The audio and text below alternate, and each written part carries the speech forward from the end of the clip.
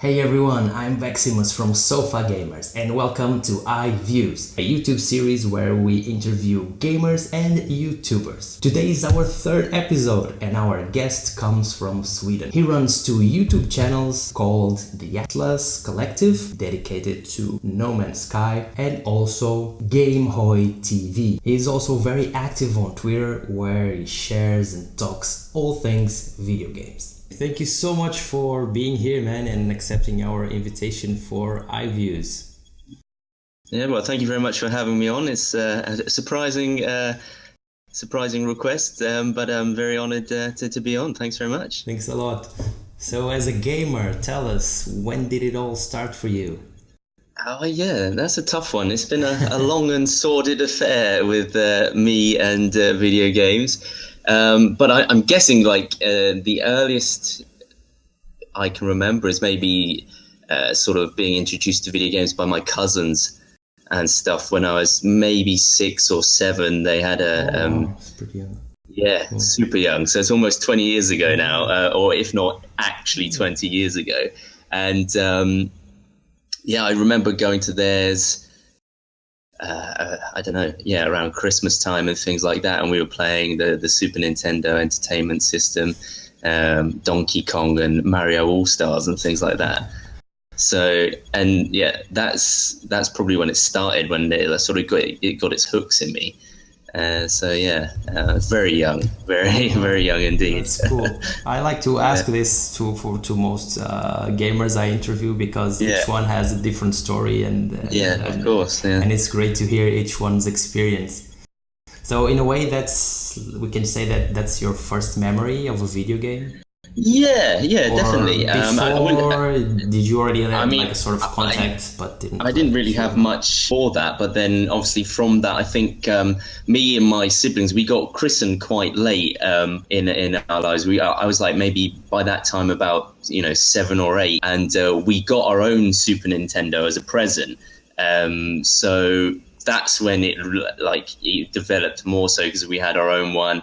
And like maybe some of the fondest memories that I have is like staying up probably later than we should have done with my dad and things, and like trying to complete Star Wing, which was fantastic. I loved that game so much, with Fox McCloud and his space fighting cohorts.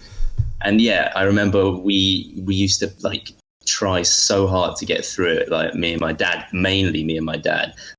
And my brother and sister got a bit bored of that one so much, but a little bit. But we also played Aladdin as well, but Disney's Aladdin. That was so great. That was amazing. It was the best game ever. And like now, I probably complete it in 30 minutes if I wanted to. But it used to take us hours on end to get through it. And the lava level, when you're riding the magic carpet through the lava level, getting through that the first time was. It was phenomenal. Like I felt so accomplished. I have a few memories of that game. I kind of forgot about it, and I guess I don't want to lie, but like 2 years ago or something, I found it online, and you could play online. I mean, you couldn't save progress, which was pretty crappy, but I kind of I remember this when I was a kid. Such a great game. Love that game. It was so good. And then I didn't play like for the SNES. We didn't actually have that many games. We just rotated through Aladdin, Star Wing, and then we used to rent games from like a rental shop.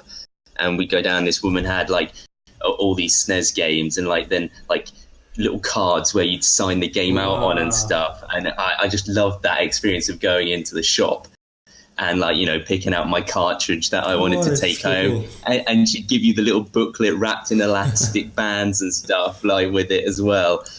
And I used to get so many weird things from there. I remember this game about like a bunch of sort of pigs, like musketeer pigs, and it was insane. But I just have a very vivid memory of seeing that on the screen, although I can't really remember what the game was about. No, I don't know. And there was another game about a caveman, and it had a really good sort of paraglide or like hand gliding mechanic in the game, which I used to love doing. And once you mastered it, it was like really, really fun to do. Great memories. And you were saying your father, he played with you. He did, yeah, but Cool. that waned quite quickly. You know, he got bored quite quickly of video games. Unfortunately, he didn't keep up with it. Like, you know, as the newer consoles and things came out, like he's not a massive tech head, so you know, he just gave up in the end because like me and my brother mainly just sort of outstripped him in knowledge and sort of interest. So he didn't stand a chance. No, not really, not at all. So we've been talking somehow about some retro stuff, and lately we see that retro gaming is very popular. Yeah. And there are a lot of consoles coming out and gamers covering all the vintage stuff. Do you still play any of those games or have retro consoles around? Admittedly, I don't play them so much anymore, though, you know, I say that I have played Aladdin probably in recent years, like, but it's all back home in the UK. So, you know, I think my sister has the SNES at her house now. So she plays Aladdin, I think, still quite regularly.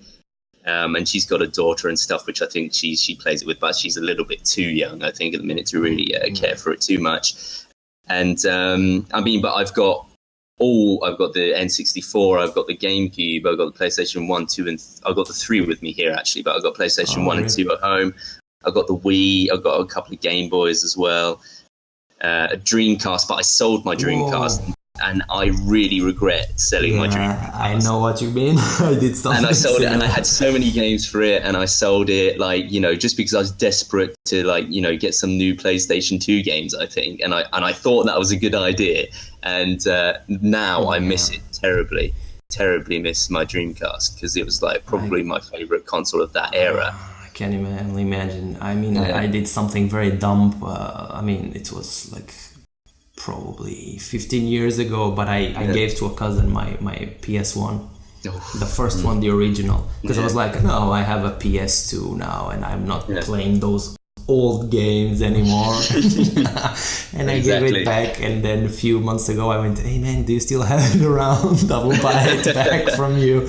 But now he gave to his niece, and now the girls did. I mean, they broke that and it doesn't exist anymore. So I mean, I don't think my PlayStation 1 would work anymore. Like, so, but I've definitely still got it in a box somewhere, so that's at least a nice collector's item. Yeah, it's definitely. Yeah. So in all your gaming history, can you make a sort of all-time favorite top 5? I mean, it's tough because there's so many amazing games, but I've kind of picked out a few that like sort of span like my gaming life so far. So like some of the earlier ones, like basically Fantasy Star Online for the Dreamcast was my all-time favorite game, and it still is. Like, because when I heard about online games on a console, I mean, I knew there were PC games that were online at that point, and you know, because I played, which is also on the list, the Diablo series. Like, you know, I was playing Diablo 1 and 2 at sort of 12 or 13 years old. Really no business playing those games, had no idea what I was doing, but I loved them. You know, I just loved the sort of gothic aesthetic, and like, you know, just dungeon crawlers generally are my jam. So Fantasy Star Online, it just wowed me. I could play with other people on a console from my home arcade. It's on dial-up, so the connections were a bit unstable at the time. But yeah, that was amazing. I spent so many hours playing that. Zelda: The Ocarina of Time for the N64, obviously it's a classic, you know. But I mean, I think that's probably one of the first games that I understood. Like, I got the narrative. I got, like, you know, I played it and it all fit into place really well. And it wasn't something that I was just like, oh, this is a game. I'll pick it up, put it down, and not really full experience. Sort of think about it. But like, you know, I really sort of really was into that one. And then Journey on the PlayStation 3, I think that is a phenomenal game, both visually and just like, I don't know, completing it. I just had this humongous, serene, sort of calming feeling over me when I was just going through the gap in the mountain. And then like, there's another dark guy sort of nodding and chirping away. And that one was fantastic. And Final Fantasy VII, of course. Like, that's got to be on the list because I absolutely adored playing that game as well. Wow, that's a great list. I mean, I think I have to change and start asking gamers like a top 10 or something. Because, well, yeah, I could five, keep going. There are so many other things that that I've enjoyed over the years, but I mean, those ones, I mean, are still like the ones that I have the fondest memories of, shall we say, and had like, you know, the most sort of exciting experiences, shall we say. I totally get it. I mean, there are always games that they sort of are kind of landmark in a phase of our growth, and then we just jumped into them, and we can't forget about them. Exactly. I totally forget you. Yeah. So from what I understand, you are mainly a console player, right? Well, I mean, if I had the money, right now I'm a console player. I mean, I've got a few games on Steam on my laptop, but it's not very many, just a few things here and there. But yeah, I mean, I went through. We had a home PC for a while, and that's when I played Diablo 1 and 2 for a very long time, and I got into World of Warcraft as well for quite a while, and a few other MMOs. And through university, I actually had a pretty decent rig through university, so I was playing a lot of PC games then. But then, that rig got old, and I never had the money again to sort of upgrade. So I don't have that one anymore, unfortunately. So, but yeah, for now, I mean, I've always come back to console gaming. Just because it's more accessible. I mean, I'm not a fan of the prices of games nowadays, but you know, there's something about buying the CD from the store. I mean, I'm really against digital purchases. Although I know it's the right thing to do because you know, it makes sense. It saves so much money, even printing CDs and like, you know, making plastic cases and things like that. But I mean, I guess it's from the days when, you know, I used to go and go and rent games and trade games and things like that. I still like to have the option to trade in my game if I want to. If I've got a digital purchase, I can't sell it back. No, and, you know, I don't like that necessarily. So I'm sort of torn between two worlds. Yeah, I totally get you. I think it's a little bit similar in a way to have like a physical book and buy a digital one. Because you touch it, you feel it, you use it in a different way somehow. And I have like a similar kind of thought, which plenty of times in the PlayStation store, I see the game there, digital price is like super sale, super cheap, and I'm like, no man, you will wait, you will find the cheap one also physical. I'm the worst for that. Yeah, because they are really cheap. Late at night when you're tired and you're not thinking straight, and you're just like, like you had maybe a frustrating time on another game, like I need to fill that gap with something else. Oh, that's $7.99, that's really nice, done. Like you played for about half an hour and I haven't touched it since. You know, but it's good to have those games around to fall back on when times are tough. So yeah, definitely. It's not a wasted investment, shall we say. Yeah. Now changing a little bit the topic, because I've been talking with gamers about this, and it's interesting to see how things are developing nowadays. But in your opinion, do you think playing video games or being a gamer, it still comes with a stereotype attached? It was a really good question, that one, because obviously being a gamer, you sort of look at it from another angle than everyone else in the world. I still definitely think there's probably a stigma surrounding games and video games and things like that. And, you know, like, it's weird because, like, but maybe that was my dad kind of feeling a bit bad for introducing me to them. He then saw how much I play games, like, is that all you do now? Like, kind of thing. He changed from, like, liking games a little bit to, like, my God, son, you play games way too much. Like, what's wrong with you? He's like, but my argument's always been to anyone that has a problem with it, is like, you don't moan at someone that sits down and reads 10 books in a row or anything like that, and that's classed as an intellectual pursuit. So, you know, to me, I see a game just like an interactive novel or book or whatever. It's a story that I'm deeply sort of invested in emotionally. intelligently, you know, and like I'm solving puzzles, I'm doing all sorts of stuff. So I mean, I find it hard to understand the stigma, but I still think unfortunately there is one. And you know, there is an unfortunate kind of toxicity with games and things like that, but that's maybe only due to the rise of the internet and social media, and it's more visible now, you know. So you know, back in the golden age of gaming on those retro consoles, it was a bit more family friendly maybe, and a bit more sort of censored in a way, but now all hell's broken loose maybe a little bit. But I have faith that you know, the more discussions are had about certain issues and things like that within gaming, we'll get to a place where, you know, gaming's a good thing again. And, you know, it is slowly being recognized as a legitimate art form now as well, which, you know, I thought years ago, but, you know, it's getting much more recognition now. And hopefully with that, then this sort of stigmas and sort of bad thoughts of gamers will sort of diminish with that as well. Yeah, things tend to be slow to change, I think, so it's kind of normal. I see it also as a sort of cultural vehicle, like the books that you just mentioned.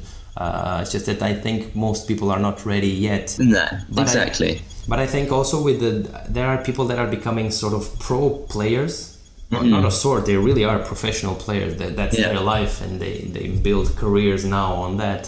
So I think sooner or later, definitely it will probably change. Yeah, definitely, yeah.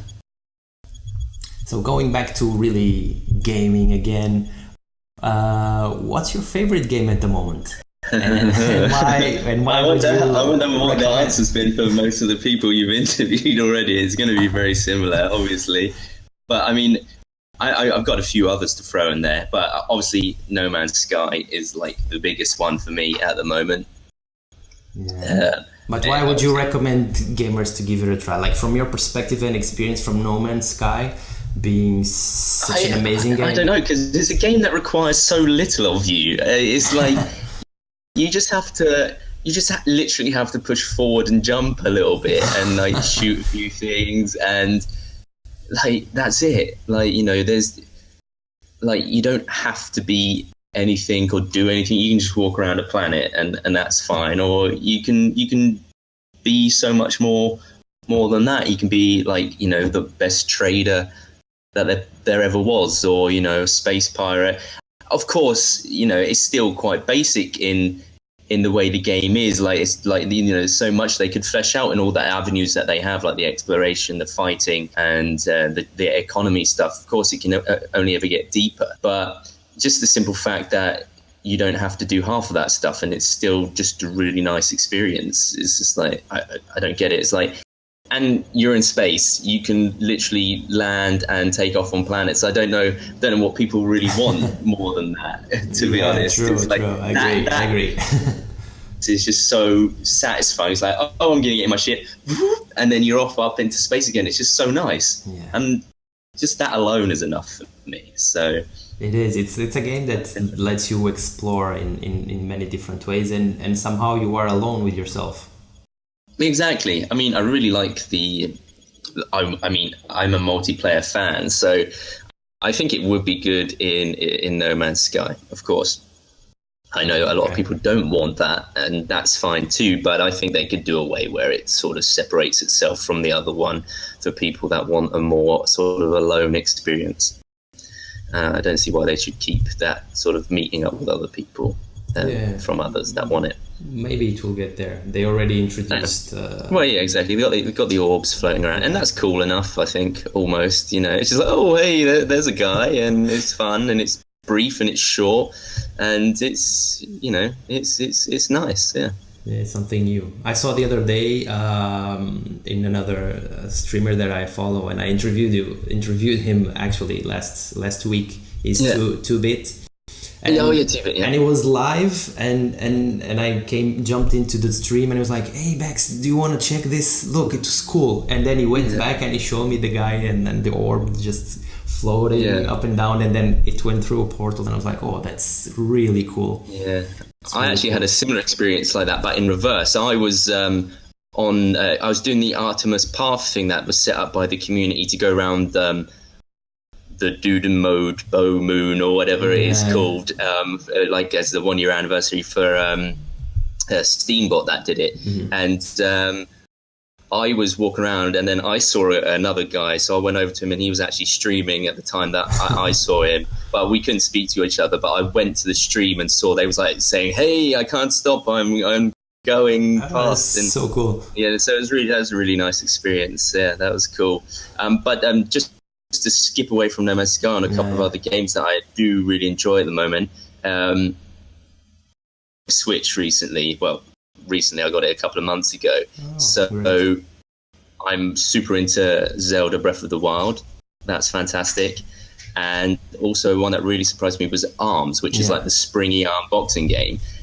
And like, it's surprisingly fun, like especially when you start getting into the mechanics a little bit more and learning the sort of more the finer details about how it works. I've been having loads of fun with that one. Oh, that's great that you mentioned Switch, because there are not so many people yet that have the console, and it went out of out of stock. Out of stock, exactly. Thanks. So, and especially for you mentioned Zelda as one of your all-time 5 favorite games, and now I imagine playing it again now in 2017 must feel amazing. Yeah, it's really, really good. I mean, I played all the other install. The only Zelda that I don't think I've really played is the more Game Boy ones, and I didn't play Skyward Sword on the Wii, but I played Twilight Princess, Majora's Mask as well and stuff. But like this one's fantastic. Like they've opened up the world a lot more, made it a bit more sort of survival-ish, but it's survival light, I'd say, because you can still. It's not that hard. Although, no, actually, it's the most challenging Zelda game I've played anyway. Right. And, I mean, the graphics are beautiful and the storyline seems pretty decent what I've played of it so far. But again, I'm in this game, I'm probably the worst hero of time ever, because I'm just like sort of strolling around, admiring the scenery and, you know, doing odd things here and there rather than sort of trying to stop Ganondorf. So, that's cool. I mean, but he can wait. You can explore. Yeah. That's amazing. Yeah. So bringing all those memories, for sure that since an early age that you play, you have an idea for a video game. Did you ever have an idea for a video game? Well, yeah, too many to count, maybe. But funnily or ironically, I don't know. I actually studied 3D animation at university with the idea to be in the games, like making games once upon a time, but I was quite young when I went to university, so I admittedly didn't do or put as much effort into it as I should have done. So I kind of missed the boat on that one in making games and sort of this whole creating them thing, like especially on a computer, pushing and pulling all these nodes and points and stuff, and 3D kind of more technical, took away the magic of it. Yeah, the technical stuff took away the magic of games from it a little bit. So, I thought maybe that's not so cool for a career choice. But anyway, during that time, always thinking of sort of cool game ideas and stuff. Me and my friends actually envisioned something very similar to Sword Art Online, the manga about the sort of online world where people got trapped and killed, but like there's less dying in our idea. And we were like the gods of this virtual reality world and stuff. And like we all represented a different element of like lightning or thunder, like fire and wind and things. I was lightning, at least anyway. I had my own special move sorted out called Terra Lightning. And it was very Final Fantasy because I had a big overly sized sword that I sort of kicked up into the air, in my mind at least anyway, and then charged up a huge ball of lightning and then threw the ball of lightning. And then as I caught my sword, I'd throw the sword through the ball of lightning and it would just explode in their face. So I used to think about that a lot. That's amazing. And then, that's really awesome. And then I think of a lot of sort of like maybe dungeon crawler type games a lot, or like, climbing towers. I like the idea, like there was games on PS1, there's a game called, what was it called? As Your Dreams. That's what it was. It was a Japanese game, and it's like this monster tower that you had to climb. You could collect monsters. It's a bit Pokemon-esque maybe. And the whole point was getting to the top floor. And what was at the top floor, I don't know. And it had like a bit of a sim life sort of bit in the village town outside of the tower. But like I envision games where you have to get to like the top of the tower to defeat some demon king, and then you have the choice to either become the demon king and then make the tower harder for other people, or you can like just make everything great and happy for everyone for ages or whatever. Like, so yeah, there's always something going on in my mind that I think would be a cool idea for a game. Yeah, those are good ones. They're really good ones. You mentioned before the fact that sometimes buying games, you just go for it and then you don't play them that much. Do you know how many games do you have on your library, and how many of those do you actually play? Yeah, well, I actually checked before I did this. So according to PlayStation, I've made 210 purchases since I've had it. That's over the space of like 4 years or something now, so it's not so bad. No, it's maybe not. a lot of them are free as well, because I do check out the free games, and also like the monthly free games as well. I've got them added to the library, but I've actually got installed at the moment 33 games on my PlayStation. But you know, some of them aren't games that I really necessarily need to complete. So like Diablo 3, or like a sports game like Steep, or like shooters and things, I just pick up and play, and they don't really matter. But, you know, I've got a number of sort of single player adventure games and things like that I need to work my way through and get them sort of ticked off the list so I can move on to newer stuff. Yeah, I understand. I think it's something that affects all players buying, and we just want, but we can't play them all. I was seriously backlogged, seriously. And then I've got about maybe 30-40 games on Steam, but like I don't really play them that much. Like the only one I'm playing on there is Grim Dawn, which is like a Diablo sort of spin-off kind of game, which is really good as well. Cool. Recommend that. I have to give it a try. I don't play too much PC or at all lately, but for sure I will check it. So when you think about buying a game, what turns you off?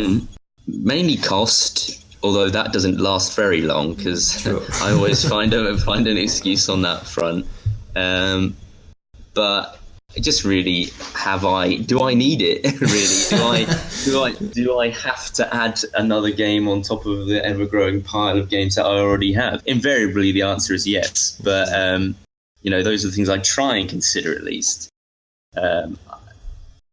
when purchasing a game. But most of the time, no holds barred. I'm getting it. If I want it, I'm gonna get it. Yes, that's a good thing for sure. And in terms of style, is there a general style that attracts you the most? And at the same time, if there's one that you could live without just fine? Yeah. So, I mean, RPGs, ARPGs, action RPGs, that is, and sort of, adventure games with a lot of character customization, sort of levels, you know, I like leveling up. That's what I'm used to. All that kind of good stuff, really. But I'm really open for the most part. I like a few shooters. I like some racing games and things like that. But I mean, sports would have to be the one I could live without the most. And really, I guess by sports, I mean mainly I could live without FIFA and those kinds of games, because I have no interest for them whatsoever. Right. So it would have to be sports. But then, you know, I'd feel ashamed or feel bad because I'd lose out on games like you know, snowboarding games and things like that, which I do enjoy. So, but I could live with that. But the more traditional sports, let's say, like basketball, football. Yeah, none of that NBA stuff. I don't have time for any of that. So it's interesting. It's good. Not necessarily entering in a No Man's Sky world again, but more and more games today are using procedural generation. Do you think we'll have more games in the future that might become sort of endless, like Elite Dangerous or No Man's Sky itself? Yeah, for sure. I mean, there's already a ton of games that are almost like that. You've got the sort of endless rogue-like games as well, like, you know, procedural maps in those. And it's definitely the way forward, I would imagine, with gaming, being able to create these endless adventures. But I mean, I'm a little bit skeptical of that sort of taking off too much, because I do really like those handcrafted very sort of specific narratives and things. You know, I like having my hand held sometimes. Yeah, and like you like games that have an end, like they conclude somehow. Of course. I get angry. You know, sometimes when I load up these games, especially Ubisoft are terrible for making these humongous games with loads of stuff on the map to do. I almost have a panic attack. I'm like, I haven't got time for this. Like this is like a job, like, you know, and I'd hate to see that to become like the staple of things. I don't mind the more linear, sort of straight down the middle games, which is just a nice interactive story, you know, as long as it can evoke some kind of emotional response and the mechanics are interesting, then I wouldn't want those to disappear, like in favor of endlessly procedural stuff, because I don't know how I'd cope with having a never-ending game. Yeah, I think Elite, I don't remember the number exactly, but they had a monstrous number of galaxies that they wanted to create, and then before release they just said, no, let's reduce this a lot. I think it was for 200 something, and still I read the other day it was 0.003% discovered by players so far. Wow. And Elite already has some time since release. Yeah. So it's crazy. It's a bit crazy, but yeah. Yeah, I mean, it's great, like especially the space stuff. Definitely this like procedural generation, like almost infinite sort of possibilities is really good for space and maybe futuristic games for sure. But maybe the more sort of high fantasy games and things like that, I think that would grow stale very, very, very fast. I think. Agree. I totally agree. Yeah. Going a bit now to YouTube reality, because you stream and you also upload original videos to your channel. Do you prefer streaming or creating original content at this phase?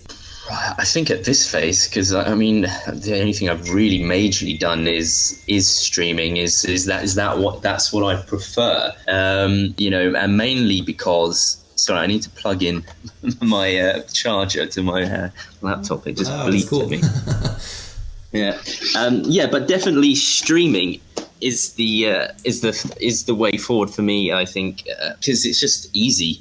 Like I just turn it on and I can you play the game casually and people can have a chat with me and stuff like that, and you know I don't have to fuss around afterwards with editing and stuff like that. That really doesn't appeal to me. I mean, it's not something I completely disregard, but I definitely prefer streaming for the more instant feedback that you get, both from playing the game and also the interaction or minimal interaction that I've had so far with the people that do decide to show up and sort of hang out. Yeah, but there are two different experiences, completely different. Exactly. Yeah, I like streaming also because it gives you that proximity, like instantaneous thing with people. Yeah, and do you have any funny stories from your streams? I don't have any particular super funny story that's happened to me, but there was.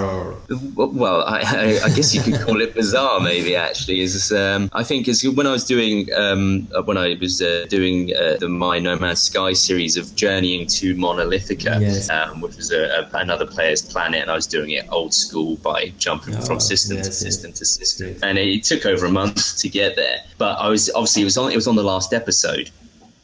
Or I think it was the last episode when I was arriving at Monolithica. So I was in the area. I didn't know like which system it was, but it was like I was like pretty much on top of it, and I was like just like scanning around, like selecting all these different systems and stuff. And then I found it, and I just like squealed like a young girl, shall we say, at the top of my voice, and it was a little bit embarrassing maybe, but it kind of went down well. A few people commented how I was screaming like a girl. So that's maybe the funniest memory that I have. And you still have it on your channel? That video is still there? Oh yeah, it's still there. I didn't take it down. That doesn't bother me. No, it's you can go see me scream like a girl if you want. Yeah, it's near the end of the video. So and I'd had a few beers at that point as well. So even more embarrassing. I was drunk and screaming like a girl. So it was a full experience. Yeah, exactly. That's cool. So, and you have 2 YouTube channels running. Do you have any future projects for them? Well, for the Atlas Collective stuff with No Man's Sky, I don't really have any major plans for that one in terms of any particular series from now on. I might do another series where I still travel to another destination, old school style, instead of using portals and stuff and just trying to find it through traditional navigational methods. But other than that, just uploading just other streams, just mainly chill sessions, just playing No Man's Sky so people can come and hang out and chat about No Man's Sky, really. And then for the other channel, I've got Game Boy TV. I've literally done nothing with that yet. I've just set it up ready to go until I'm at a point where I'm kind of ready to sort of focus on that a little bit as well. But I plan for that one. I've got obviously my backlog of games that I haven't played yet. So I want to kind of do like a backlog series where I revisit all those games and finally get them completed, kind of thing. And so people can come along and watch me complete these games. Some of them I'm really stuck with and really frustrated with. So it might be interesting for people to see that side of gaming as well, not just the fun, happy-go-lucky stuff. And and after that, once I've got through those, focusing on newer releases and things like that, games that I haven't played yet, and just throwing in like Diablo streams or something like that with games that have no real sort of lifespan. You can just pick up and play just for a bit of fun. Right. And you have any idea when to start? Did you program it, or just like when you do it? I haven't really thought that far ahead yet. I am always like, I'll do it this weekend. Maybe now cool. This weekend's a good time to do a Game Boy TV stream. But like the game that I want to start with is like, I'm apprehensive about doing it because it's not a boring game if you like those kinds of games, but it could be boring for other people to watch. I'm very near the end now. I'm on like the last act. It's called Divinity: Original Sin, and it's on the PlayStation. It was ported from the PC game. So like some of the porting, I guess, has made the game more frustrating on the PlayStation because you haven't got the mouse and keyboard and you can't arrange your characters in certain lines and stuff. So when there's like when there's like sort of environmental hazards and stuff, like you get just blown to smithereens, whereas like on the PC you can line them up straight so you will dodge it nicely. And it's insanely hard even on like the lowest difficulty settings. It's very tactical. So I'm struggling with it, but I like it, but it's just really tough, and I don't know if people want to see that necessarily. I think I would, because I like tough games. When they are easy, I just tend to there will be a lot of reloading my last save on that one, I can guarantee. I keep dying. It's almost a mechanic, like they've got a quick save option and then like normal save. So as soon as you're entering a battle, you just like load out the quicks, you like do a quick save. Sure. So and then if the battle goes terribly wrong, you can just jump back to the start of that battle. It saves you a little bit of time. Yeah. Exactly. I'm terribly bad at remembering to quick save though, so that's half of the issue. Cool. So in a way to wrap our interview, from your YouTube experience, is there any tip you would give to streamers that are starting out? Yeah, well, this question I don't think really is applicable to me just yet because I'm kind of still starting out myself. So, I'm asking for tips on this interview. Anyone, if you've got any tips, give them to me. But personal level, I guess it's just that I was very apprehensive of doing it. It's always something that was like in the back of my mind. Oh, I'd like to do a stream. I'd like to maybe do a few videos on YouTube or whatever. But I was always really sort of scared because the internet is a harsh landscape. True. So I ended up getting a load of flack for virtually nothing, because that can happen sometimes, and it put me off for a very, very, very long time. But then like with No Man's Sky, it just easy game to stream because like there's not much to it. You don't have to be like a pro gamer for it or anything. It's just really relaxed, and that helped me it helped me get into the whole streaming aspect. So I guess it's just like, do it and don't be scared, because there's more nice people in the world than there are bad people. I think at this stage. So and you'll find your audience, and you'll find the people that are interested in what you have to say and what you want to do. So yeah, I mean, I'm still having to tell myself these things, so it's just like, just keep with it, and don't worry about, because I've done some uploaded a few things that just went terribly bad, like no one showed up, or I did some lame sort of speaking when no one was around, and it's really hard to talk to yourself. I mean, so it's really good to have people in there, because then they can help sort of push the conversation and stuff. So I've got some shocking stuff on there, but like, you've got to do it, otherwise you won't learn.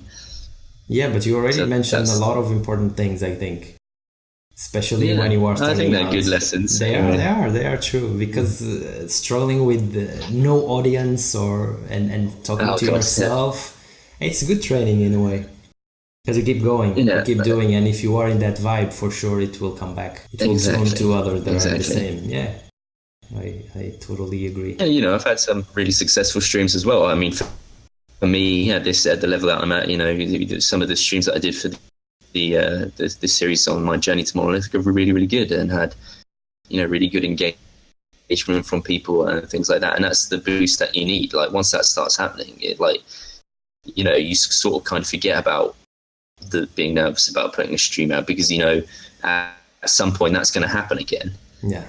The question of doing it and like trying to keep it regular as possible. I'm a little unregular, I must say, so I need to sort of schedule a little bit better. Yeah, it helps, definitely. So there we go. That's my official tip: workout schedules. Yeah, true. I have to take that one myself. So thanks. All right, I think that's it. Thank you so much for being here and sharing your gaming stories with everyone. I hope you keep going with your streams, and at the same time pumping Twitter, because you're very active there as well. Oh, well, yeah, of course. Yeah, I know. I will do. No worries about that. And thanks very much for having me. Just a pleasure, man. Thank you so much for being here. All right. Take care. Cheers. Thanks. Bye-bye. And that's it, guys. Thank you so much for watching our third episode of IVIEWs. If you liked, throw us a thumbs up, subscribe to our channel, smash that bell button so you can get notified whenever we upload new content. New streams are started, and of course whenever new IVIEWs is uploaded. Also, if you enjoyed our interview with the Atlas Collective, GameHoy TV, check the description of the video, follow him, check his channels. He always has great content, and for sure you will like to connect with his work. Again, thank you so much for watching, and I hope to see you guys soon, really soon, for our next IVIEWs. Until then, take care.